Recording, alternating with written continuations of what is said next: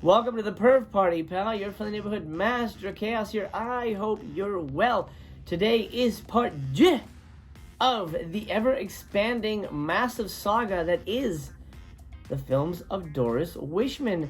Today we'll be talking about two of her more infamous films for various reasons. One that is so shocking and frankly disgusting that I will be 100% honest with you. I had to fast forward large chunks of the movie because I could not look at the screen without throwing up. Do I have your attention now? Because it's gonna get weirder. Trust me. Hail to the king, baby. Hello, motherfucker. Today we'll be talking about the film The Amazing Transplant and Let Me Die a Woman. Two films where I believe Doris went a little too far, one more than the other. We will leave the extreme one for last and deal with the goofier one, The Amazing Transplant, first. The Amazing Transplant runs 1 hour and 11 minutes. Shot by my buddy Chuck Smith and directed by somebody named Doris Wishman, Silverman, this right here is one of the most unique killer movies ever made, and I dare you to argue with me about that. The film plays awkwardly because Doris always shoots silently and then dubs in a dialogue later, making for an uneven feel to the movie, and that kind of adds to the charm of the whole thing in a strange way. But what is the movie about? Well, Arthur's on a killing spree, but it's not his fault. It's his dick's fault. The film's construction is pretty odd because it revolves around a police detective, a family member of Arthur's, who's going around interviewing Arthur's ex-girlfriends to see if he had a history of violence, in which they recount their violent sexual escapades with poor Arthur. Most of the film is made up of naked groping scenes that are, shall we say, less than erotic. During this endless parade of rapes, as the ex-girlfriends recount their encounters with Arthur post-surgery, we discover that Arthur seems to be triggered by gold earrings. This is because his friend Felix, you remember him, the former owner of the penis, would fly into rages upon seeing women with gold earrings, and so apparently his dick has carried over his violent urges, and now poor Arthur has to suffer the slings and arrows of prosecution. This movie looks and feels like a quickie, and it's overall pretty lame, despite the insane plot device. If we can call a severed penis a plot device, I guess you can in this movie. But that's right, The Amazing Transplant is about a guy who's jealous of his friend's dick and decides, hey, since my friend's dead, can you cut it off and give me his dick? Like, cut my dick off, put his dick on me, and somehow that's gonna make me more attractive to women. The dumbest plot ever. The craziest plot for a killer movie ever. Honestly, he only kills one woman in the movie in the beginning. It's mostly him groping and raping women, and they get away, luckily, but he's just like, my dick can't control it because my dick hates gold earrings. Fucking stupid. To be completely honest, none of her movies are great. It's a sliding scale, honestly, when it comes to reviewing those type of movies, but they have a charm to them. This one was just moronic. 2 stars for The Amazing Transplant. Just, not only was it not entertaining, dull and slow, but it was so utterly dumb. Like, I can't even imagine that Doris thought that was even a possibility, that a penis would have the same urges of its owner, and so thus it would continue the serial killer aspect of one person to another based on the fact that they're swapping meats. Disgusting!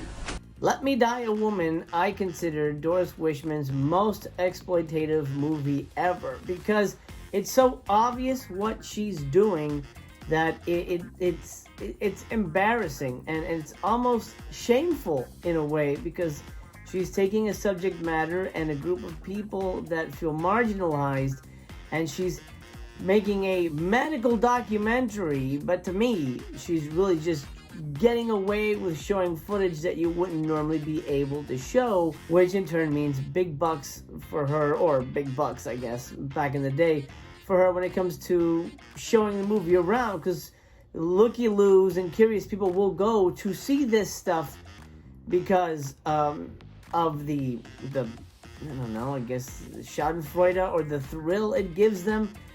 But the movie itself, I think, even though it deals with a real topic and real people, is kind of a slimy affair, because I know I see Doris behind the camera laughing and giggling, think this will be perfect. I can get away with this. Let Me Die a Woman is a pseudo-medical documentary that runs 1 hour and 18 minutes. I never wanted to watch a transgender person take a shower and get close-ups of their wiener, but Doris has thrown such footage at my eyeballs. In this pseudo-documentary, which is all about transgender persons in our world, as the name would lead you to believe, uses the vestiges of a medical documentary to push the limits in ways that exploitation filmmakers have never done before. And to be honest, the audience is all the worse for it. The biggest example of this is the fact that we get actual footage of a sex change operation, and you just know Doris put that in there for shock value, because I certainly did not need to see it to believe it.